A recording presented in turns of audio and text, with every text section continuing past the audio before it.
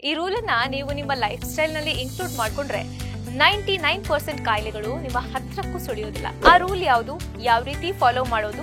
ಈಗಿನ ನಮ್ಮ life style ಯಾವ ತರ ಆಗೋಗಿದೆ ಅಂದ್ರೆ ಕೈ ತುಂಬಾ ಸಂಬಳ ಬರ್ತಿದ್ರು ಕೂಡ ಮನೆ ಊಟ ತಿನ್ನಕ್ಕಾಗ್ತಿಲ್ಲ.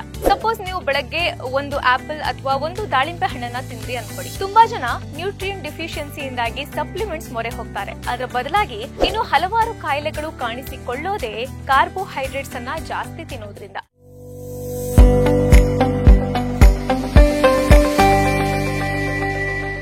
ನಮಸ್ಕಾರ ವೀಕ್ಷಕರೇ, ಡಾಕ್ಟರ್ ಬಾಸ್ಗೆ ಸ್ವಾಗತ. ಇವತ್ತು ನಾವು ಆರೋಗ್ಯವನ್ನ ಇಂಪ್ರೂವ್ ಮಾಡ್ಕೊಳ್ಳೋದಿಕ್ಕೆ ಫಾಲೋ ಮಾಡಬೇಕಾಗಿರುವಂತಹ ಒಂದು ಗೋಲ್ಡನ್ ರೂಲ್ ಬಗ್ಗೆ ಮಾತಾಡೋಣ. ಈ ರೂಲ್ ಅನ್ನ ನೀವು ನಿಮ್ಮ ಲೈಫ್ ಸ್ಟೈಲ್ ನಲ್ಲಿ ಇನ್ಕ್ಲೂಡ್ ಮಾಡ್ಕೊಂಡ್ರೆ 99% ಕಾಯಿಲೆಗಳು ನಿಮ್ಮ ಹತ್ರಕ್ಕೂ ಸುಳಿಯೋದಿಲ್ಲ. ನೀವು ಹೆಲ್ದಿ, ಫಿಟ್ ಹಾಗೂ ಸ್ಯಾಟಿಸ್ಫೈಡ್ ಲೈಫ್ ಅನ್ನ ಎಂಜಾಯ್ ಮಾಡಬಹುದು. ಆ ರೂಲ್ ಯಾವುದು, ಯಾವ ರೀತಿ ಫಾಲೋ ಮಾಡೋದು, ಇವೆಲ್ಲವನ್ನ ಇವತ್ತಿನ ವಿಡಿಯೋದಲ್ಲಿ ತಿಳ್ಕೊಳ್ಳೋಣ.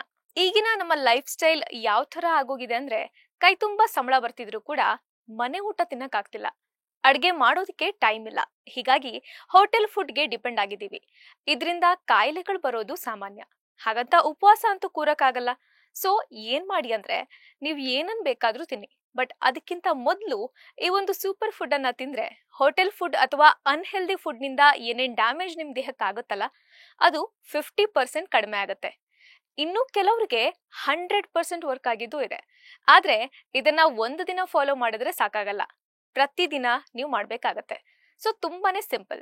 ನೀವು ರೆಗ್ಯುಲರ್ ಆಗಿ ತಿನ್ನೋ ಊಟಕ್ಕೆ ಒಂದ್ ಅರ್ಧ ಗಂಟೆ ಮುಂಚೆ ತರಕಾರಿ, ಸೊಪ್ಪು, ಹಣ್ಣುಗಳನ್ನ ತಿನ್ನಿ. ಹಣ್ಣುಗಳನ್ನ ಯಾವಾಗ್ಲೂ ಖಾಲಿ ಹೊಟ್ಟೆಲ್ ತಿನ್ಬೇಕು.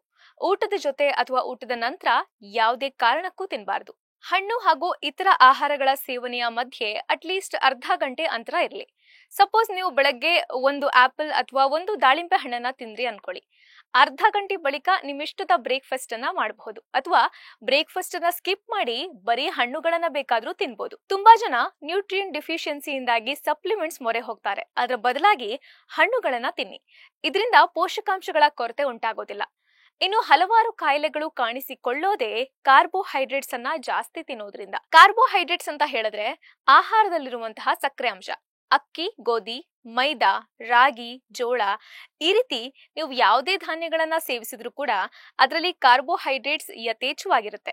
ಇವುಗಳ ಸೇವನೆ ಕಡಿಮೆ ಮಾಡಬೇಕು ಅಂದ್ರೆ ತರಕಾರಿ, ಸೊಪ್ಪುಗಳನ್ನ ನೀವು ಹೆಚ್ಚಾಗಿ ತಿನ್ಬೇಕು. ನೀವಿದನ್ನ ಊಟದ ಜೊತೆ ತಿನ್ನೋದ್ರ ಬದಲಾಗಿ ಊಟಕ್ಕೆ ಅರ್ಧ ಗಂಟೆ ಮುಂಚೆ ತಿಂದ್ರೆ ಬಹಳ ಒಳ್ಳೇದು. ಫಾರ್ ಎಕ್ಸಾಂಪಲ್, ಮಧ್ಯಾಹ್ನ ಪಿಜ್ಜಾ ಅಥವಾ ಬರ್ಗರ್ ತಿಂತೀರಾ ಅನ್ಕೊಳ್ಳಿ.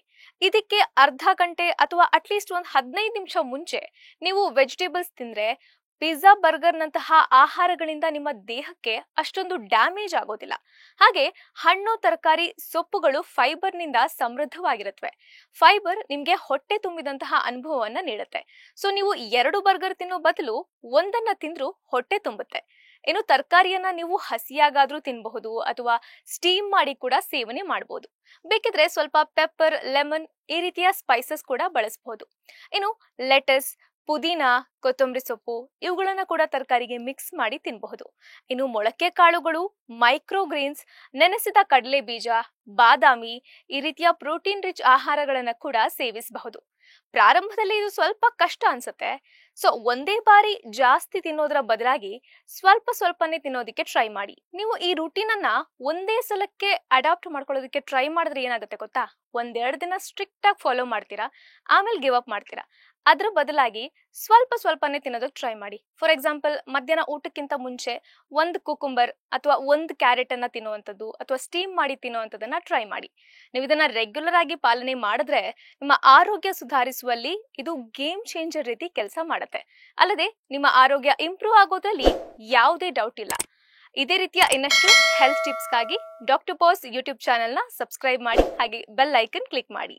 ಲೇಟೆಸ್ಟ್ ಹಾಗೂ ಇಂಟ್ರೆಸ್ಟಿಂಗ್ ಸುದ್ದಿಗಳಿಗಾಗಿ ಬಾಸ್ ಟಿವಿ ಕನ್ನಡ ಚಾನೆಲ್ನ ಸಬ್ಸ್ಕ್ರೈಬ್ ಮಾಡಿ, ಹಾಗೆಯೇ ಬೆಲ್ ಐಕಾನ್ ಪ್ರೆಸ್ ಮಾಡಿ. ಇದರ ಜೊತೆಗೆ ಫೇಸ್ಬುಕ್, ಇನ್ಸ್ಟಾಗ್ರಾಮ್, ಎಕ್ಸ್ ನಲ್ಲೂ ಮಿಸ್ ಮಾಡದೆ ಫಾಲೋ ಮಾಡಿ.